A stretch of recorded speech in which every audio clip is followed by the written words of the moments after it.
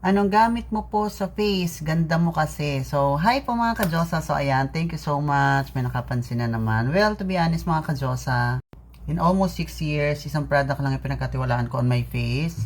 And that is the SCD Peeling Skin Lotion. So, gamit ko siya for almost 6 years. And marami na rin pa akong content actually regarding this product. So, ayan, sakto. Gabi naman na. So, mag-apply na tayo. Napakadali niya lang gamitin. Kuha ka lang ng small amount. Nakasya lang yung face mo. Kasama na yung neck mo. So, papahid mo lang siya. Just like that. Yan. Tapos matitira, lagay mo sa leeg mo. Para hindi siya masyadong madami. Kasi manipis na yung leeg natin. So, yan. Lagay ka lang yan every night bago ka matulog.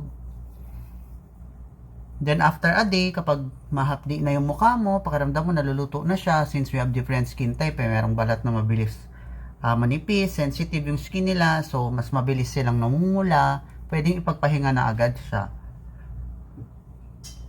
Then pag okay na, nawala na yung redness, itching, or swelling, kung nakaramdam man, nakaranas, pag wala na, pwede na ulit mag-apply. So ganun lang siya. Di ba ang ganda niya sa mukha? Grabe. And actually, this is for face and body na po siya. So, twice a year or once a year, nagpipil po ako niyan sa body. So, meron akong video niyan dyan sa aking TikTok din. Katulad po nito, ayan. So, ayan. Yan din po yung gamit ko sa aking body. Once or twice a year, every 6 months lang siya pwede. Sa face naman natin, pwede siya for 2 months.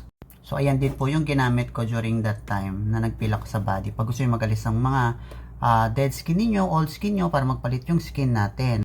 And then, kapag naman since every 6 months nga lang siya pwede sa body, ano yung gamit ko sa pang-maintenance, yan, sa aking mga braso at binte. Ito na po yun, yung ating SCD Bleaching Lotion. This is a whitening lotion, moisturizing with SPF 50 na po siya. So, ayan naman yung ginagamit natin for body maintenance. Ayan. And maaliw kayo dito kasi sobrang bango niya, para siyang candy, para ka nagpapahid ng candy sa katawan mo. And hindi siya malagkit, mabilis siya ma-absorb ng skin. Yan, o, diba? Para moisturize palagi yung skin natin. Kasi syempre, alam mo na, hindi na tayo pabata. So, kailangan nating mag-alaga ng balat natin para, sabi nga nila, age is just a number. So, kailangan mag-maintenance tayo and mag-alaga tayo ng katawan natin, syempre, ng balat natin. Para talagang age is just a number.